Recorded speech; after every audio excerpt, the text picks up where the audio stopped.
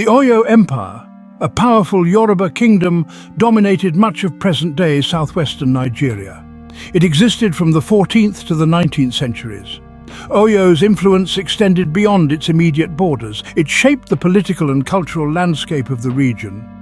Oyo's rise and fall offer valuable insights into pre-colonial African history. It highlights themes of power, trade, and cultural exchange.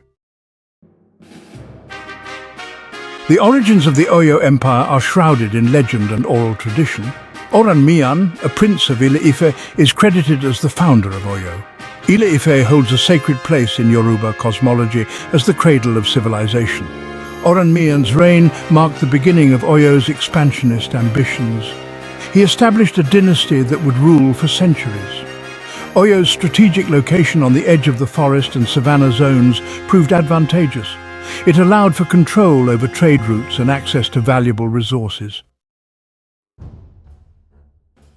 Oyo's military strength was central to its expansion and dominance. The Oyo army was renowned for its cavalry. Horses, acquired through trade with northern neighbours, provided a significant military advantage. The Oyo-Ile, a council of 7 noblemen, played a crucial role in military affairs. They advised the Alafin, the supreme ruler of Oyo. Conquered territories were integrated into the empire through a system of tribute and vassalage. Oyo's military prowess ensured its control over trade routes, contributing to its economic prosperity.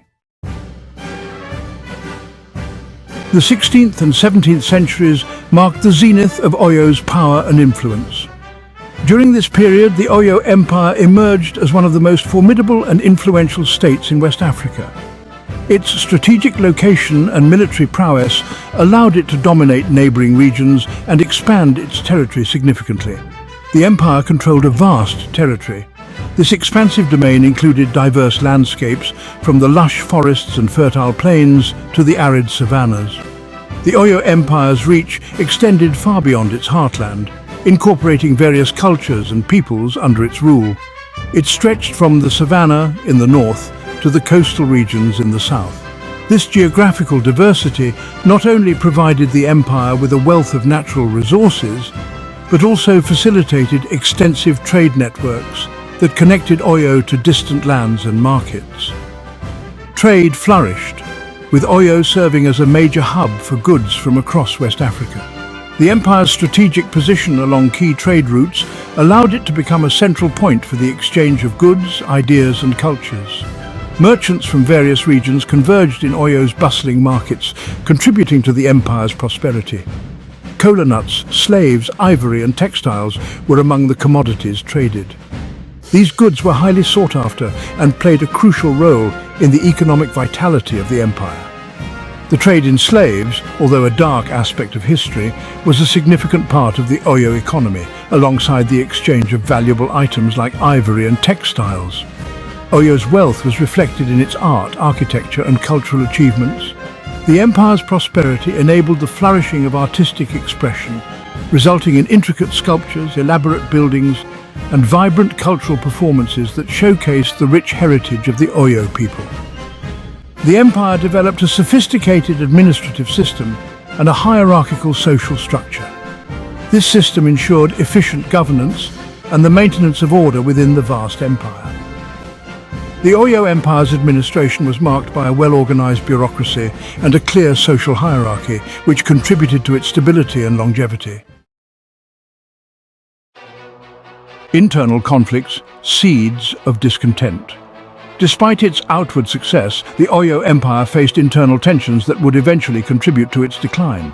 The centralized power of the Alafin led to resentment among some provincial rulers. The Oyo-Ile, initially a check on the Alafin's power, became increasingly embroiled in courtly intrigues.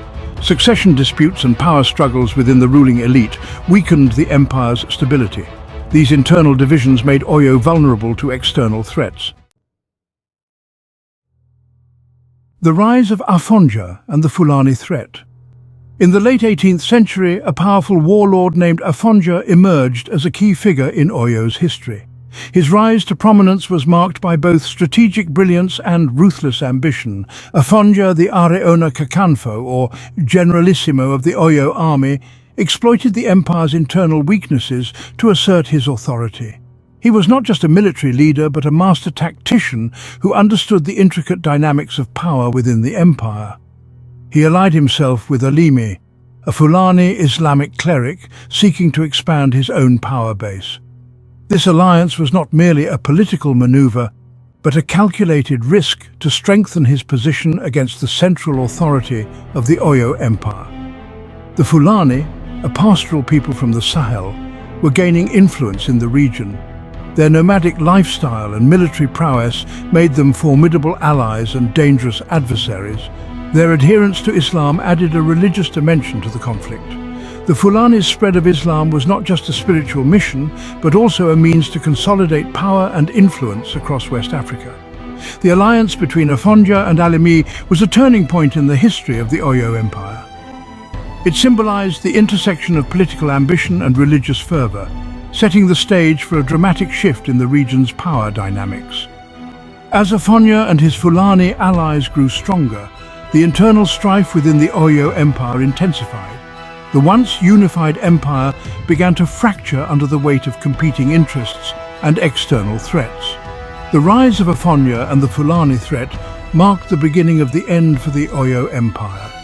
It was a period of great turmoil and transformation, where the old order was challenged and new powers emerged. Today, the legacy of Afonja and the Fulani influence can still be seen in the cultural and historical landscape of the region. Their story is a testament to the complex interplay of power, religion, and ambition that has shaped West African history. The fall of Oyo-Ile, a city in ruins. In 1835, Afonja, with the support of his Fulani allies, sacked Oyo-Ile, the empire's capital. The once great city was destroyed, marking a turning point in Oyo's history. The fall of Oyo-Ile symbolized the empire's disintegration and the loss of its central authority. The empire fragmented into smaller competing states. The Fulani, under the leadership of Alimi's son, established the Sokoto Caliphate. This new power would reshape the political landscape of northern Nigeria. The new Oyo Empire, a shift in power. The Oyo Empire, once a formidable force in West Africa, experienced a significant transformation over the centuries. Its history is a tale of resilience, adaptation, and the shifting sands of power. Following the fall of Oyo-Ile, the empire did not completely disappear. The ruins of Oyo-Ile stand as a testament to its former glory, but the spirit of the empire lived on through its people and their determination to rebuild. The Alafin and his loyalists relocated southward, establishing a new capital at Ago-Oha. This strategic move was not just about survival, but also about preserving the cultural and political heritage of the Oyo people. Ago-Oha became a symbol of renewal and hope. This marked the beginning of what is often referred to as the new Oyo Empire. The artifacts from this period reflect a blend of old traditions and new influences, showcasing the empire's ability to adapt and evolve. However, the new empire was a shadow of its former self. The grandeur of old Oyo was hard to replicate, and the new capital, while significant, could not match the former's splendor.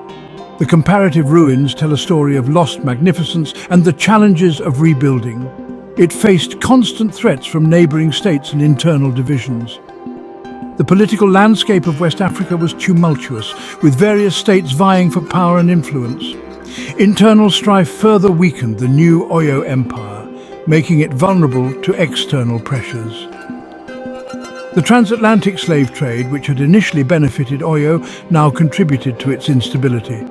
The very trade that once brought wealth and power to the empire became a source of conflict and division. The routes that once carried goods and slaves now symbolized the empire's decline. It fueled conflicts and undermined traditional power structures. The influx of European influence and the relentless demand for slaves disrupted the social fabric of the empire. Traditional leaders struggled to maintain control, and the once unified Oyo Empire fragmented under the weight of these pressures. The legacy of Oyo echoes in Yoruba culture. Despite its eventual demise, the Oyo Empire left an enduring legacy on Yoruba culture and identity. The empire's political structure, military organization and cultural achievements influenced subsequent Yoruba kingdoms. Oyo's artistic traditions, particularly in sculpture and oral literature, continue to be celebrated. The Yoruba language, widely spoken in southwestern Nigeria and beyond, bears testament to Oyo's historical influence. Conclusion: Oyo's enduring impact. The rise and fall of the Oyo Empire offer a compelling case study of state formation, expansion and decline in pre-colonial Africa. Oyo's military prowess, economic prosperity and cultural achievements highlight the sophistication of African civilizations. The empire's internal conflicts and external pressures serve as a reminder of the complex interplay of factors that shape historical trajectories. Oyo's legacy continues to resonate in the present, shaping the cultural landscape and historical consciousness of the Yoruba people.